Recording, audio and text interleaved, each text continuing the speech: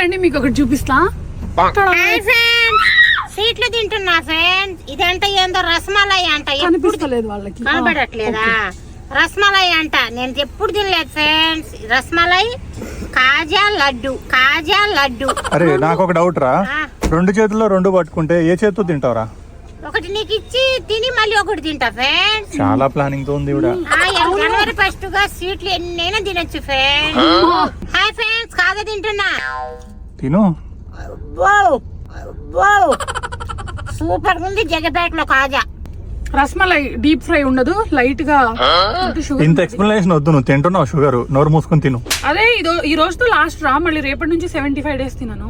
నేను అది తినలేదు ఫ్రెండ్స్. నా పిల్ల జనవరి 1 అని ఇలా కొంచెం తింటుంది స్వీట్. నెల రోజులు తినలా. నేను అస్సలు ఉండను ఫ్రెండ్స్. ఎప్పుడైనా తింటానే ఉంటా.